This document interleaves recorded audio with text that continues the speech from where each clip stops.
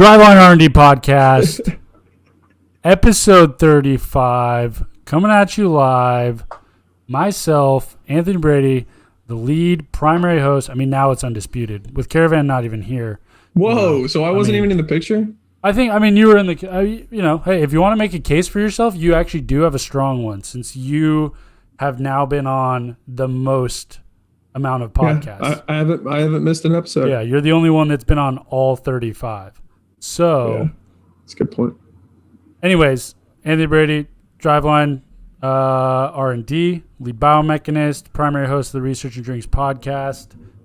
Today, drinking the classic Fremont Sky Kraken. Honestly, this is probably like a top 3 in terms of numbers of times it's made an appearance on the podcast, I think. I think it's number 1, dude. I think it's number 1? Undisputed number 1, yeah. Yeah, that's probably true. That's probably true. Lindley, Driveline R&D engineer, drinking a fresh hop. This is my last one. Probably not going to be able to get any more this season. From Single Hill Brewing. This one goes to 12, even though I'm big out on the Seahawks. I grew up a Niners fan, so not a 12. Ooh. Hey, I'm also not a Dodgers fan. I lost a bet, so I have to be wearing this. But hey, Seahawks having a good how it year, goes. I think.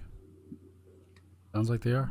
I have no information about how the football season's going. I just know that some of the games they're having some COVID trouble, right? I don't know, Seahawks wise. Oh, not Seahawks, the NFL. I'm talking. We're there. So no Caravan today on the podcast. Sorry, listeners. Well, technically, we do have Caravan. He's just not talking. In the YouTube version, we got a picture up there. One I snapped at Caravan when we went to the Tetons. I think actually last year around this time. Or no, it was in November last year. So I got a picture of Caravan up there. He cannot make it on the podcast today. He is somewhere in California, deep in the middle of his trek across the state. Didn't have chance to access good enough internet to shoot the potty with us today, so it's just me and Lindley. And we kind of scrapped the segments that at least we were planning of doing for this, and kind of just do the greatest hits of Lindley and Brady from our experiences at Driveline, all the way back to 2017. Lindley and I have spent a lot of time together, one-on-one, just me and him on the road. A lot of vacations and traveling together. It's been great. Dynamic duo when it comes to mobile assessments on the road, just knocking them down left and right. So going to talk a bit about that, and then we open it up. We mentioned in the Driveline Plus Slack channel, and I think on Twitter too. Any questions? People can just come in and drop them in the chat. We'll read them out in the chat, and we can try to answer them. So almost like a R&D Q&A, AMA, whatever you want to call it. But you're gonna need somebody to break the ice in the chat. 2 things. First, the riddle from the announcement, the postponement announcement last week from Spotify. If anybody listens to this, I guess for all the listeners on Spotify, the riddle was what was it? What is the answer that you cannot say yes to? I got it from my roommate Stephen Hart, and the answer is are you asleep? You can't say yes to that if you're actually asleep. And then I feel like there's an easy argument for sleep talking in there, but fair. Yeah, but that's a good point. I am a big sleep talker, big sleep accidental cuddler too, apparently. Mm-hmm. We'll get into that a little later. And then I was also going to say, people forget the first time that me and Anthony bonded was in 2017 in the internship that we had together, where Anthony showed me his spreadsheets for slanging MLB The Show players and trying to make what are they called? Stubs. Yeah, stubs. Just buying players and selling them for a profit. Yep. So you could buy better players. I didn't know that was a thing until Anthony came along. Yep. Yeah, Lindley, I remember I was doing something in my computer and you came over and it was like this super intense spreadsheet was on my screen. And I think you asked if it was related to something with Driveline, something I was working on. and then like because it had like all the lists of like MLB players and like their stats and stuff, but it was keeping track of like profits and trying to like buy cards off the MLB The Show marketplace and then resell them to like make stubs. It was pretty absurd, I'll admit, but hey. And the trick that I had never thought of, I thought this was genius, was like if a player's going off, it's supposed to be live, right? So like the MLB The Show stats are supposed to get better if somebody in real life is playing better. Yep. So like if somebody just like is about to get hot in real life and you can recognize that, you get their card, and then when their value goes up, you can sell them for more, which is like MLB The Show stock market. Yeah. There's huge like stub gains if a player goes from like a silver to a gold or like a gold to a diamond. So if you can kind of like predict, what's going to happen with that, you can just like invest in a bunch of players. So it was pretty ridiculous thing to do, but I mean, hey, if you've ever played Diamond Dynasty, you know how important it is to get those diamonds and get those legends. So that is actually one of the main things I want to bring up when we do have we're planning on having Carter Capps on as a guest episode interview here soon. And the main thing that I like intend to ask him and talk to him about is, one, has he ever played MLB The Show? 2, if yes, does he know how much of a cheat code he was in those games? Dude, that's why I knew who he was, because he was unbelievable. Exactly. He was like the best, like low budget, relief pitcher and starter in MLB The Show. It was insane. It was like a glitch. It was like his little like hop he did, and he threw 100. It was just untouchable. And I wonder if he knows like how many, like people probably used him that. I mean, I used him all the time. Yeah, he was I used him like probably more than my starters. I would literally take my starters out early and then just run with Caps for a Diamond Dynasty, 3 innings, just run with him for 2 innings. Like high velocity fastballs in that game were just absurd. Yeah, he was so good, and his just like exploded on you. But yeah, here we are, me and Lindley. No caravan. So 2017. Lindley and I are the 2 interns. First round of interns for that summer, 2017. R&D interns. What are like the main things that stick out to you that you remember from that summer, like good or bad? Like there are definitely some ridiculous things that I just like always look back on, and I'm like, what in the world were we doing? What the? Yeah. It was like, well, first I was like blown away, just generally by like the Driveline culture. I had never seen like a very intense training environment like that. Mm-hmm. So like that was just brand new to me. So that was pretty overwhelming, and then overwhelming in a good way. And then the other thing is just like, it was mostly with Modus, but comparing it to like our jobs now and like some interns jobs now, we just like collected data all day. Yep. Like we were literally just there, like whether it was collecting Modus data for assessments, collecting Modus data during plyo velos or plyo workouts, collecting like Rapsodo data or velo data or whatever, like during workouts. It's just like that was easily the majority of our job. Yeah. And because it was all manual back then. Yeah. We're collecting way more data now. Like by tenfold.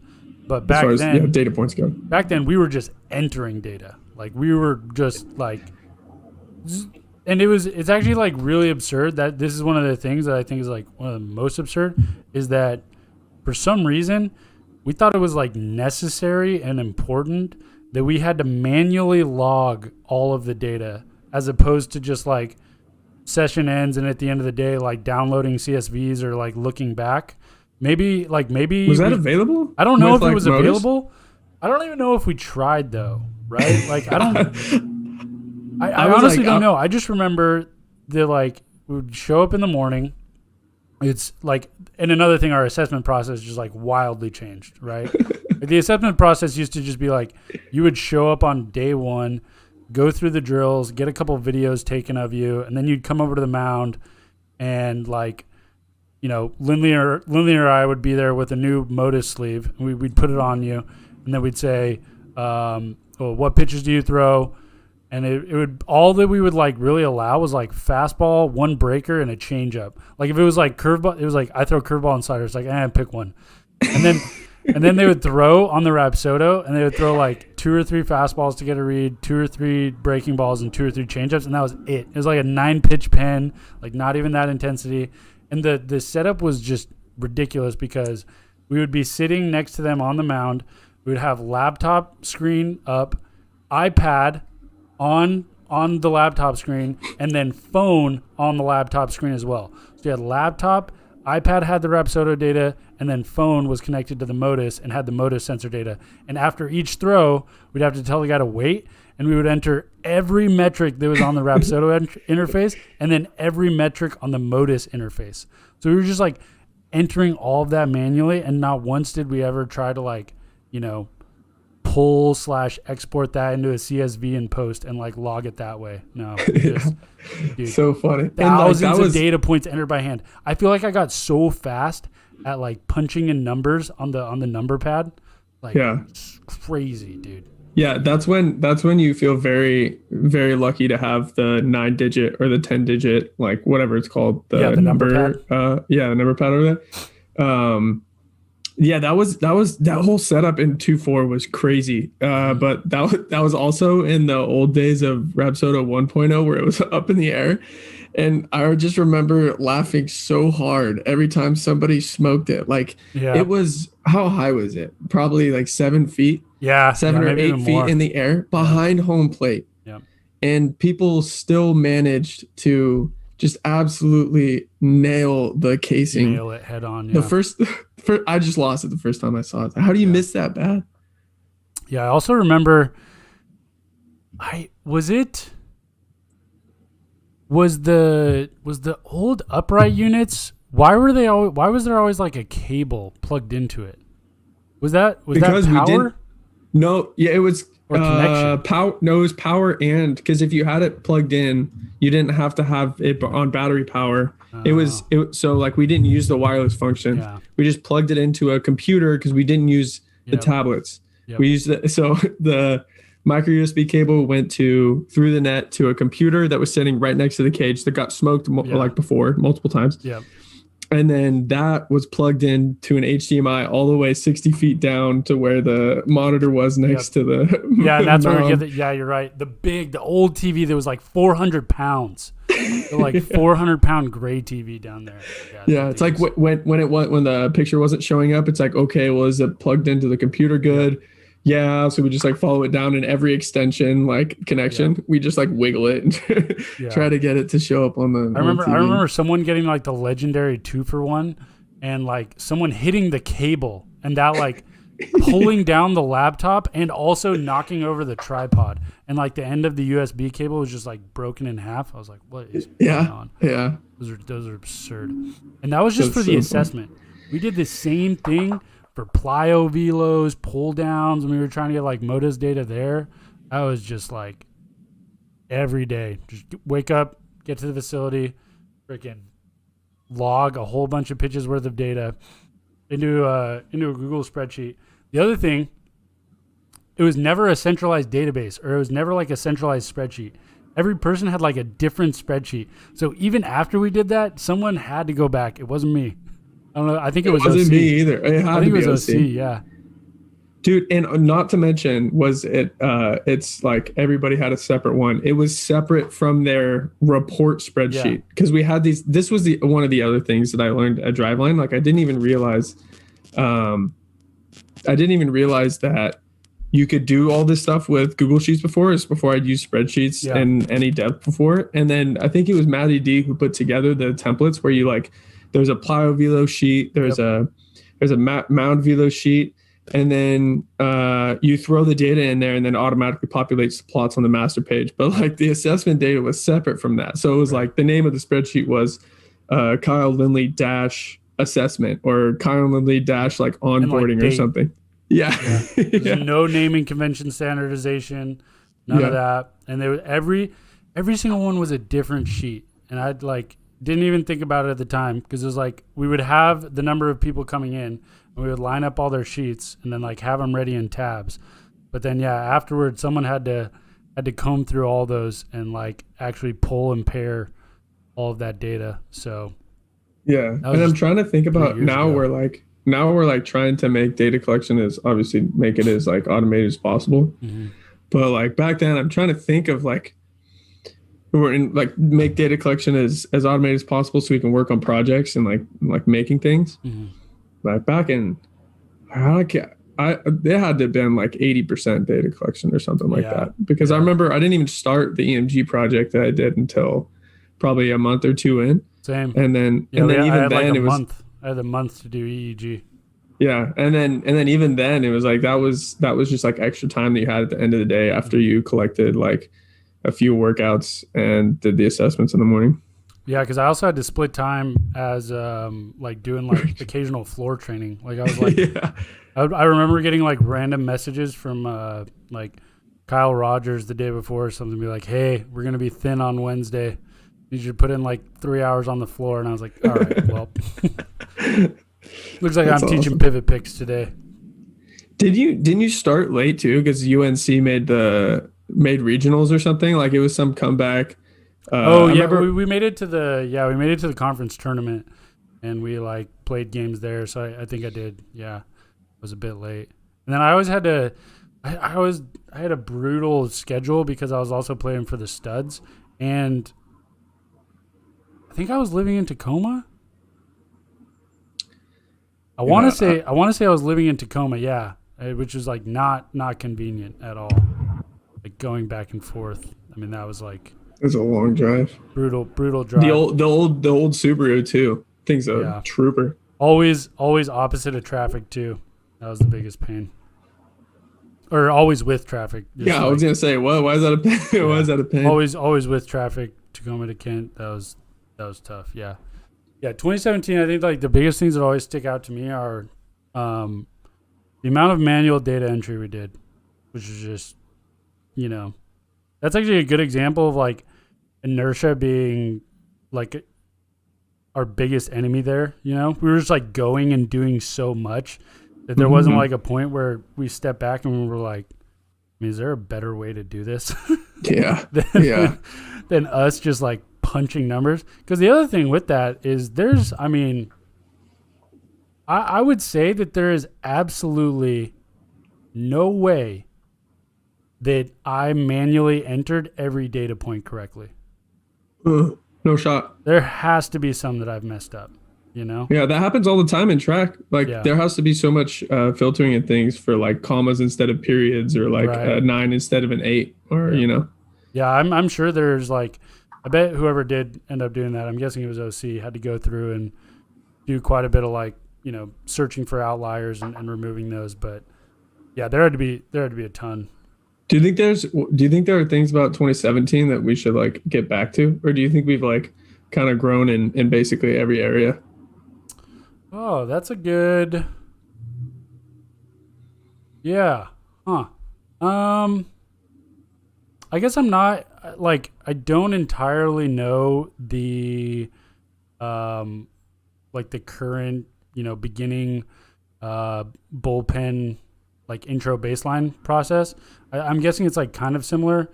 But maybe, mixing in off-speed pitches in the Mocap portion. I mean, I know we were collecting at least data on that.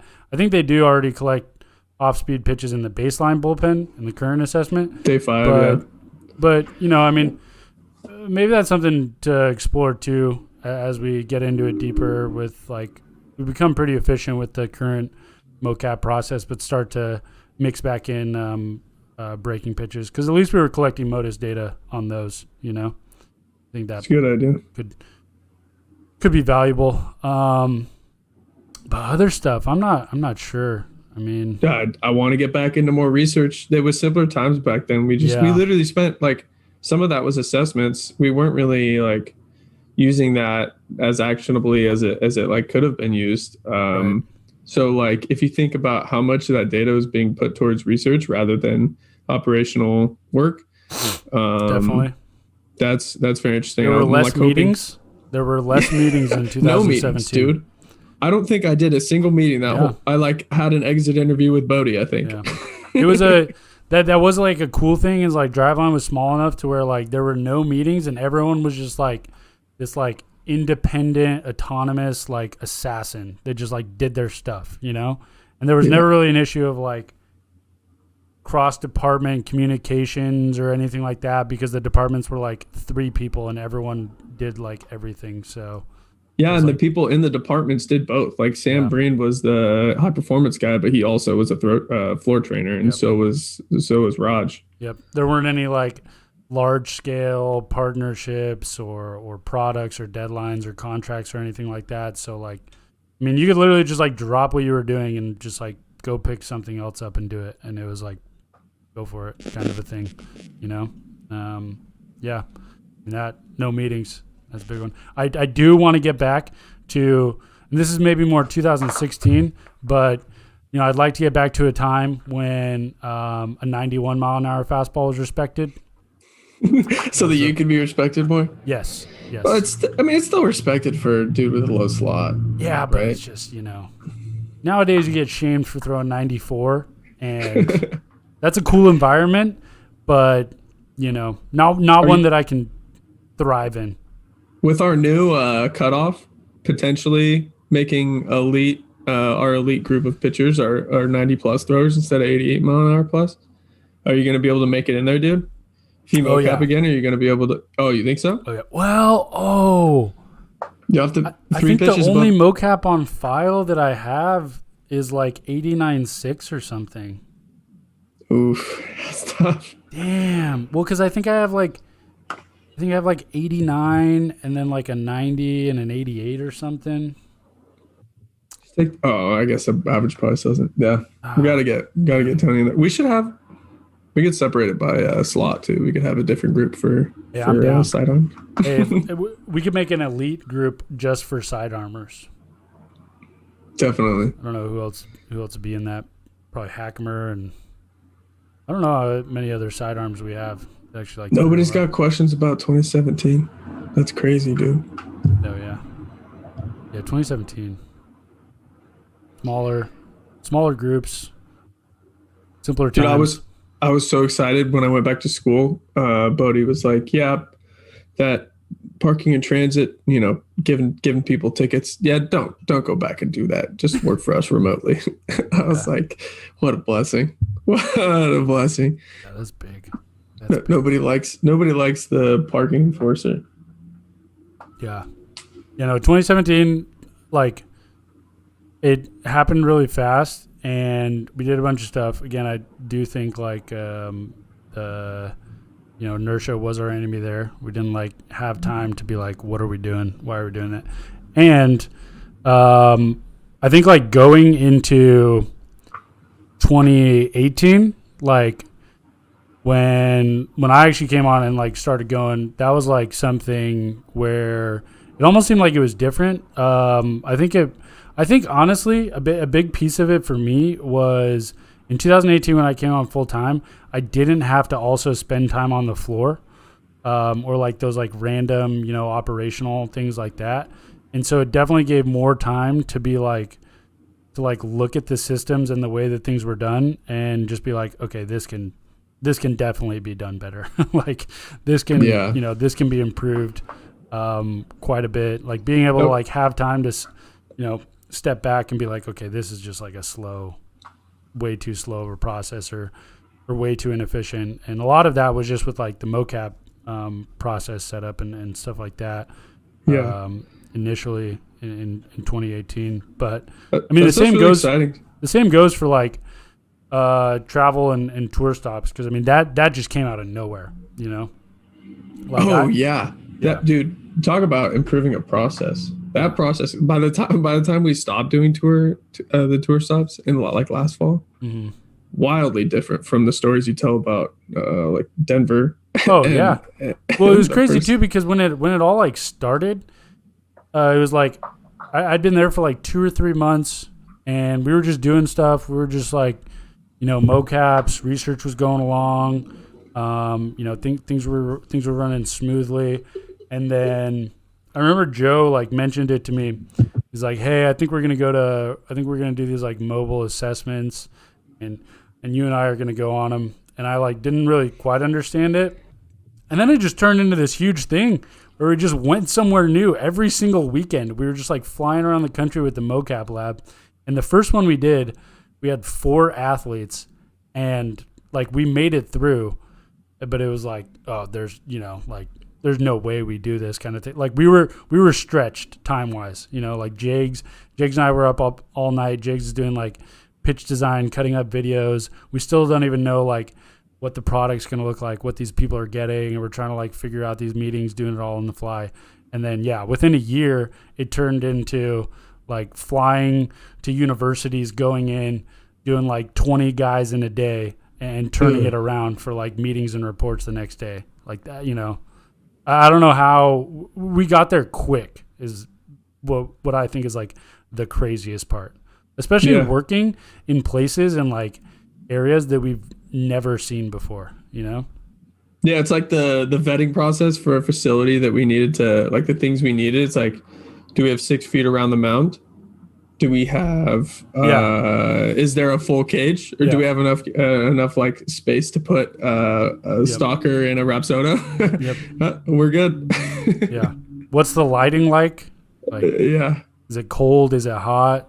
Those are some tough ones. I mean, I remember, I think with the Sheffy came with me to the one in San Diego or maybe it was LA, but I remember one that was just like so hot wherever we were. It was so sweaty. Well, that was kind of like semi-recent, right? Yeah. Dude, that's how one of the university stops was as well. Yeah. Like in a field house in the Midwest, just like everybody's just sweating.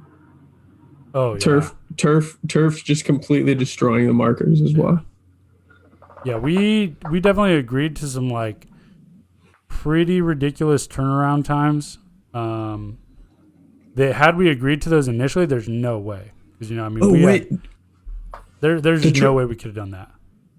The trip to Arizona to some of the spring trainings facility, wasn't that the very first one that Joe and Bodie came down to? Yeah, I think I was the one going that to you guys did. Yeah. What a time. That was the first incredible. iteration. I think that was like what got it going, and then it was like, okay, let's go to all these other places. I mean, as soon as we started to get a feel for it, it was like, okay, this is more and more doable. But yeah, I still can't believe though that it went from like, us going to Denver for like 3 high school guys and a college guy, and then like a year later we did an entire like NPB team in Japan. That was what? I mean, that was wild. Went to Japan twice. Went to we were supposed to go to Korea, right? Supposed to go to Korea. That didn't end up happening because of COVID. That's just so crazy. I tell people that travel to Japan for work. Oh, actually, I traveled internationally twice, dude. Went to Canada. Yeah. I got a DR one, so I got. Oh man, Joe really got me on that one, dude. When you guys went to the DR, he messaged me. He's like, "Hey, do you want to go to DR?" I was like, "Absolutely!" Like, of course I do. And then I was like, I don't have a passport. I gotta expedite it. And then like a week before the event, I was like, "What's the deal with this this thing? I gotta figure out my passport situation." He's like, "Oh, you've been replaced, or Brian's going instead." I was like, "Damn." Yeah. The DR was good. It was just hot. It was hot.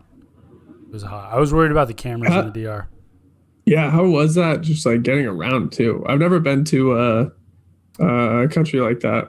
It's been like really developed wherever. It was pretty similar to Japan. Not at all. They're not at all similar in terms of that. I just mean in terms of like how we got around. It was like we showed up to the airport, and then like the translators or people that were there hosting us, they just like took us around everywhere. So we didn't really have an opportunity to like mess up or go to the wrong place or anything. We just got like kind of chauffeured around and showed up to the facility, set up when we needed to set up and tear down, and got the mocaps in. It was just like the DR was tough because it was so hot and humid there, and it was an outdoor like cage tunnel. And there were a couple times when the sun shifted and then like, it got like windy one day. That made it a little tough, but DR was a good one. But I do think that I think the Japan trip was my favorite as far as like people we got to work with, players, just everyone. I think that was like, it was also just like a really cool experience. But one of the things that stuck out to me, the thing that sticks out to me the most about Japan still to this day is I think on like the third or fourth day of the assessments there, we were just doing it. And I really liked how the whole time, like everyone was super engaged, which I thought was like really cool. But the coolest thing was when we had like a break and the pitching coach just came up to us and he was like, I want to do it. And I was like, you want to do what? And he's like, I want to do you wanted to do the mocap thing. And like the translator's like telling this to me. And I was like he wants to put the dots on and move around, or like he wants to throw. And he's like, no, like he wants to throw a bullpen like in the mocap lab. And I was like, that's tight, dude. That is just like such a sick way to actually embrace it and just, from the top too, right? Like if any of these players are like, what's going on, they have their coach that steps in. He's like, I want to do this too. I thought that was so sick. It was kind of nice too. Yeah. He was kind of nice with it in the motion capture. It was like mid 70s, right? Yeah, it was mid to upper 70s. Yeah, mid to upper 70s. We had a full meeting and everything. I remember his sequence. We like looked at his report. We ran his report right away, I think, because like that was the first trip where we were turning, or that was one of the first trips where we were like cleaning. Yeah. Because you and I had done like a large volume of captures together. Yep. We were doing, so like was doing all the marketing and like a lot of logistic stuff. You would clean and then run the report really quick. So you're able to just turn it around. I remember like going over with him, was like, this is actually pretty good. Like this kinematic sequence is kind of nice. Yeah, we had and it was cool too because we had a full meeting and everything. When we did the athlete meetings, they were like in the athlete dorms. And yeah, he had a full on meeting with us too. He sat in, all the players were there. It was like a really, really like wholesome, cool experience. That was another thing too. All of the coaches being at all of the athlete meetings. I think that was probably like really powerful for the players and also like good for the coaches. It was just a really good experience because everyone was super engaged the whole time. That was just the cherry on top. I thought I was like, damn, that's tight. Players and coaches alike. We got our first question, dude. Let's go.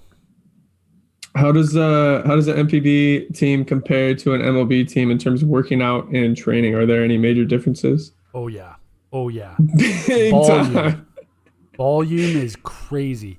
I don't know, like intensity is still pretty high, but yeah.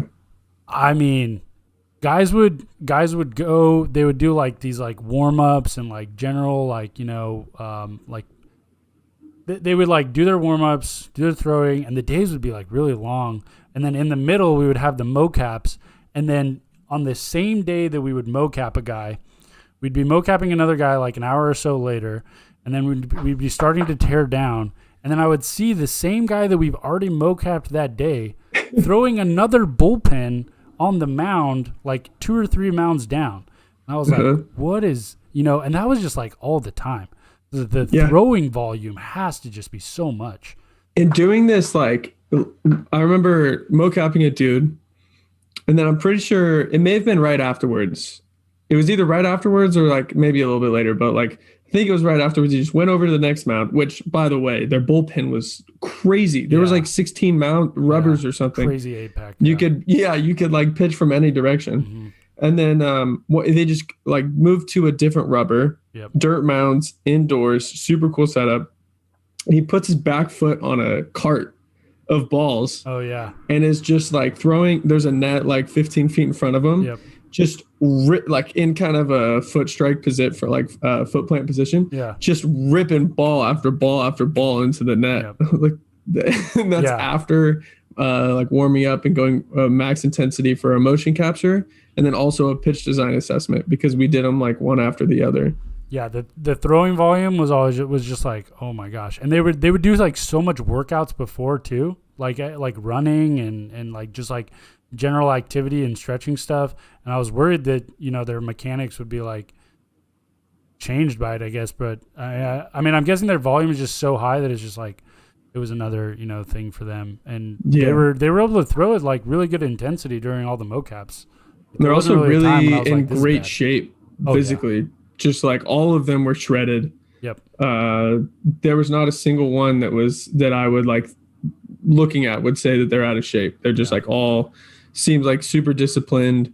I think maybe they ran a lot. I mean, we saw them running outside when we were leaving and everything. So I don't know. That's just crazy. Yeah.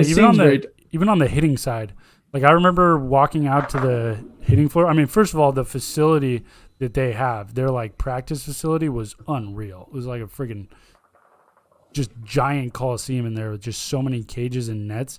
And I remember seeing like one hitter do this like ridiculous like soft toss drill where the guy was like rapid fire tossing like soft toss at him, and he was like starting his next swing before his last swing had even like ended, and he was just like getting so many swings off.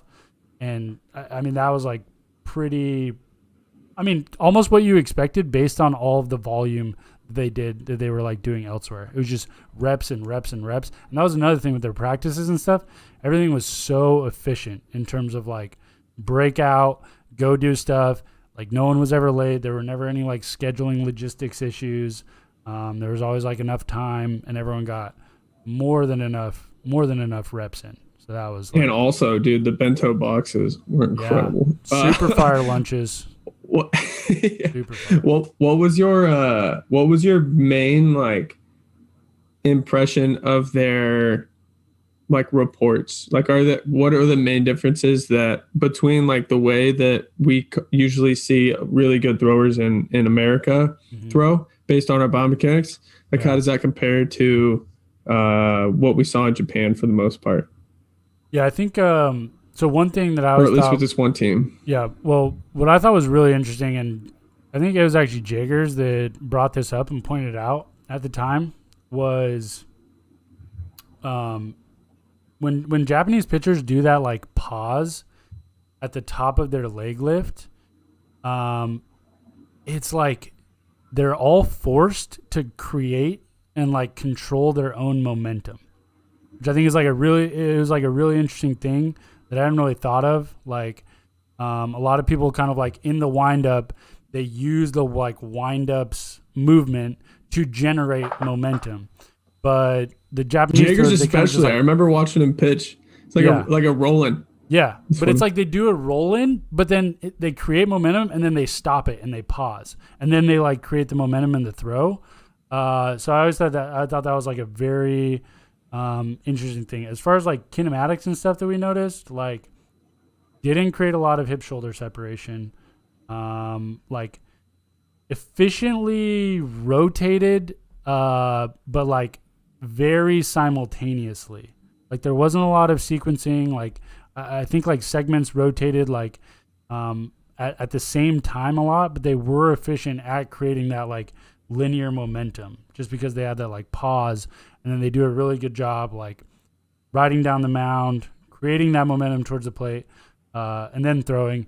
And they don't like the block, the like I guess maybe it's Americanized, I don't know, but like what we see in the States a lot with a good lead leg block is that like front leg extending or like snapping back into extreme extension. That just doesn't happen over there. Like either they land and track forward into ball release, or they land and their front knee just like sticks. It's just super stable. Yeah, and they can do that from a bent position, like either because they're super strong or they're really good at the way they are controlling that momentum. But I think that's like, kind of par for the course or what we expected too, because they land super closed. Like they do land really closed off. Their hips are usually closed off. But honestly, it's fine because they don't really like block or stop their momentum until like the very end of the throw. Like those are like the things that stuck out to me the most. Yeah, I remember watching the hitters too. It's like a lot of them didn't.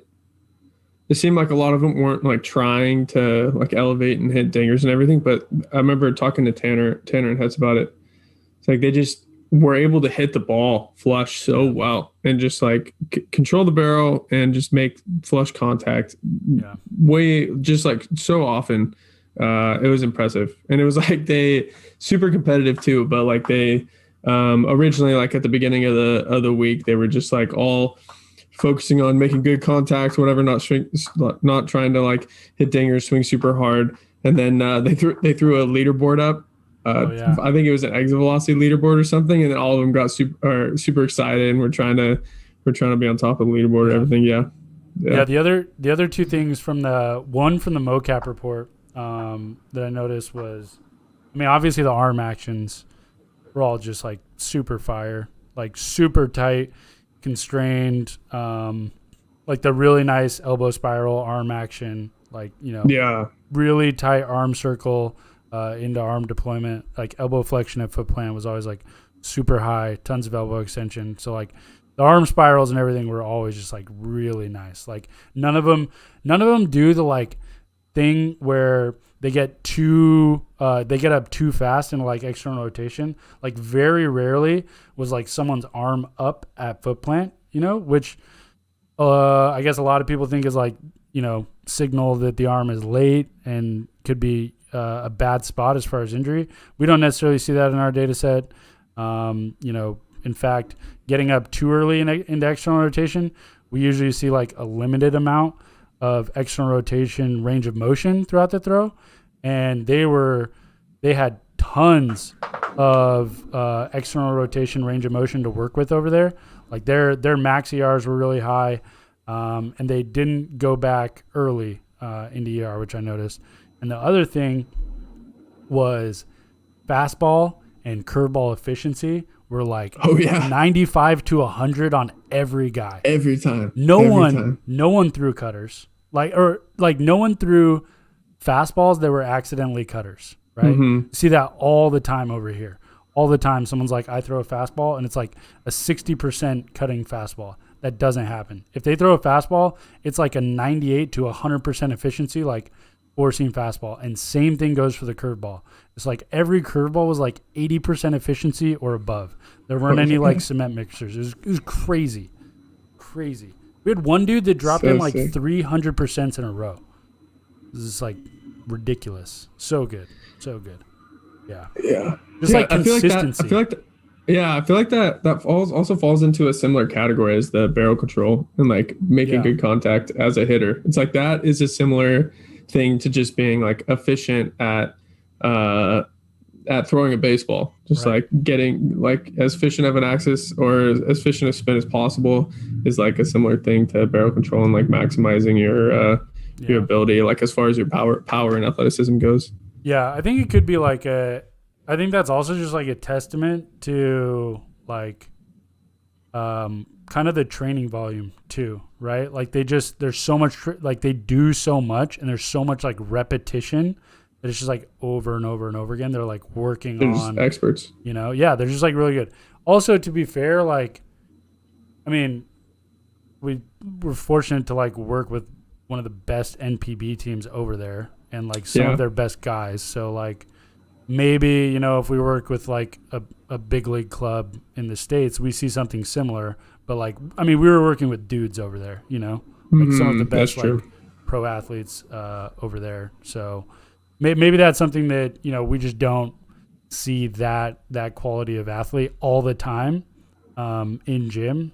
And maybe there's something to that. But I do think there was a bit of like the, you know, that just like throwing volume and repetition. And they do use like, as far as like spin tracking technology and pitch tracking tech, like they use that over there. So I bet they do get like a decent amount of feedback in terms of like efficiency with fastballs and curveballs alone. But really, really good and really consistent. That was crazy. Yeah, that was a fun trip overall. Not just like baseball culture, baseball differences, and just like seeing Japan and how they approach baseball, but just like Japan in general. I wish we could have spent more time out there. It was good. Yeah. Yeah, no, Japan was one of my definitely one of my favorites. Yeah, it was solid. We wrap up. There's no questions from the viewers right now. Yeah. I think we survived a podcast without Caravan, without the Wild Romanian. We got through it. He's there in spirit though. There in picture. I mean, it's apologies out there for the podcast. Not having one last week. Won't happen again, as Lindley and I bring you this one.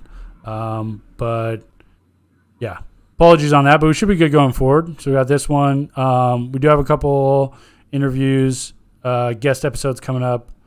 Oh, we got a last minute question coming in. Nathan Roby, what does the future of baseball biomechanics look like? Ooh, now that's a good one. Okay, this is we can definitely get into this.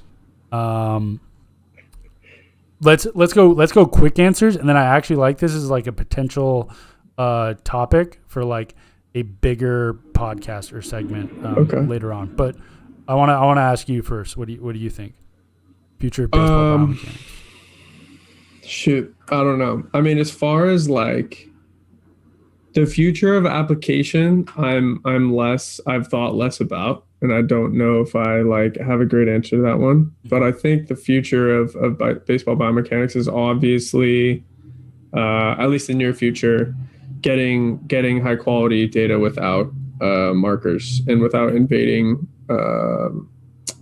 just being invasive in the way that we collect the data. So like getting data in better settings, because we don't have to marker somebody up.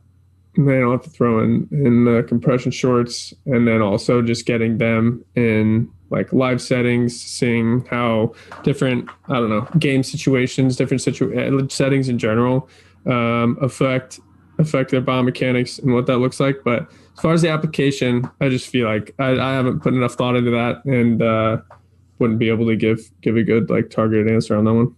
Yeah, I think I think the first one you nailed.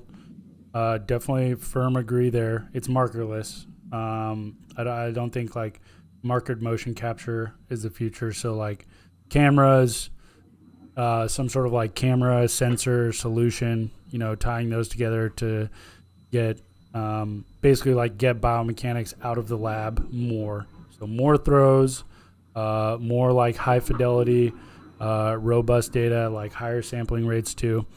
Definitely think that's big there. As far as application and some applied stuff, though, I mean, I think that baseball biomechanics and like applied biomechanics in general, I think there are already like applications that sort of do this, but I think there's opportunities for,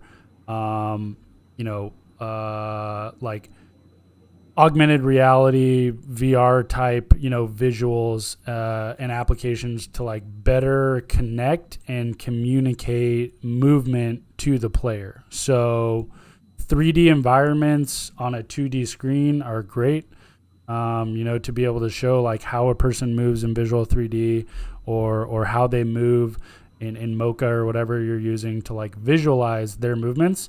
Those are good, but I think like manually being able to then like manipulate that, right? It would be huge. Again, on a 2D screen, that's fine. But then taking it to another level where it's like you interact with it and see that from like through like an AR lens, a VR lens, whatever it is, to where there's like a 3D, component almost. I think that there is so much room to improve the communication of biomechanics. That's basically what I'm saying. So in the applied sense, I think that the way that we communicate and work with biomechanics data, and there's actually that was actually what I wrote we had reviews last week. That was one of the things I mentioned, which was like, what is something, that you think we should be working on or should be doing more of? And I think that there's a ton of opportunity for the way that we communicate and work with biomechanics data directly with players, right? I just don't think that the PDF report with graphs and tabular data is going to connect with everyone, especially at the younger levels when biomechanics starts to be applied at the youth level, at the high school level. Like you need to get to a place. I mean, we experienced this in Japan, right? Like we're talking about the reports through a translator. I don't know if this guy understands a time series graph, right? Like we assume that so much, but if you think back to it, reading a time series graph of kinematics is hard.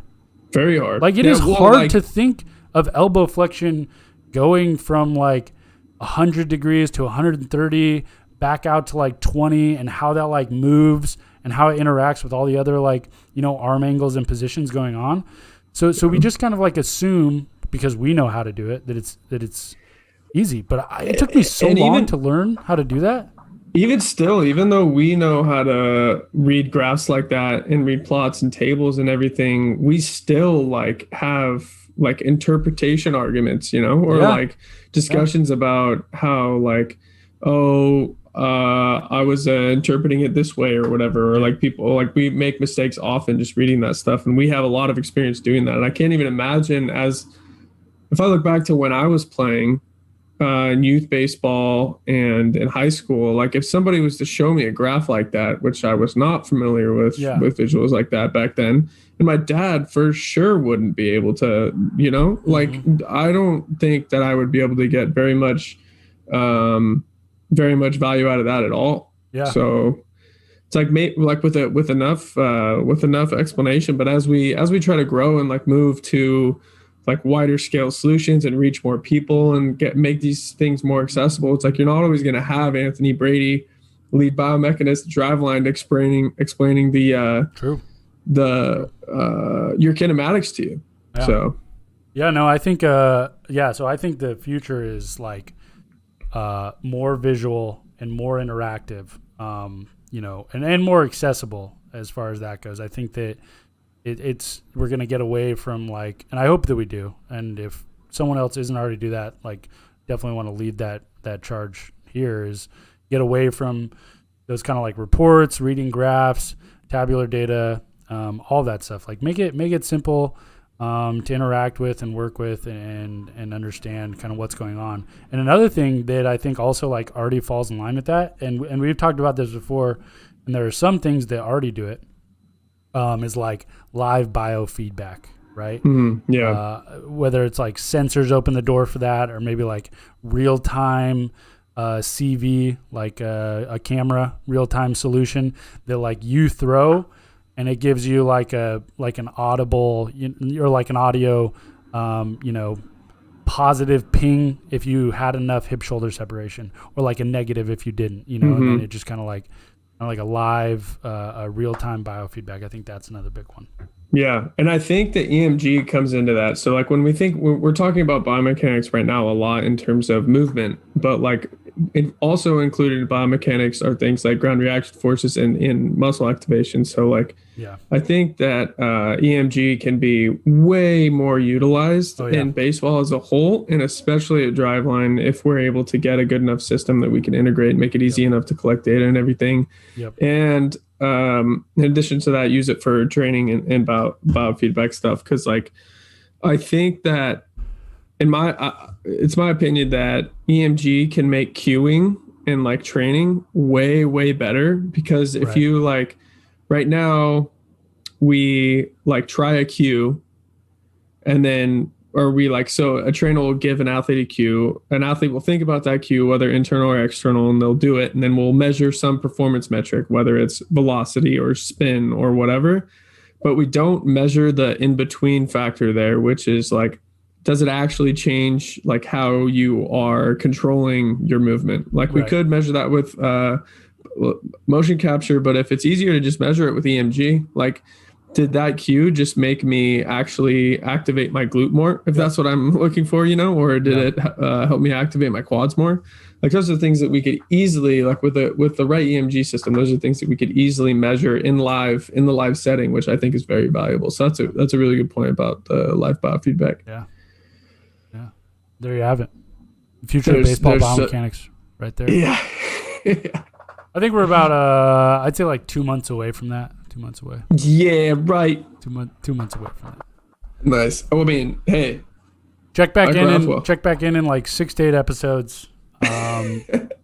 Hopefully we've made some serious 6 to progress on 8. that. 6 to Yeah. 6 to 8 episodes, yeah. 8 episodes. 8 or 9. Yep. 6 to 8 or 9 episodes. All right. That was the Driveline R&D podcast, episode 35. Very good beer, by the way. Thanks, everyone. This one goes to 12. Hopefully next week we're back with Alex. If not, though, I mean, hey, if you have strong opinions on Alex not being on the podcast, being on the podcast, feel free to let us know. We could rebrand as the BRK and Brady breakdown. Yeah, there we go. For those who don't know what BRK stands for, yeah, I don't know. I don't have much for you. All right, we'll see you next time.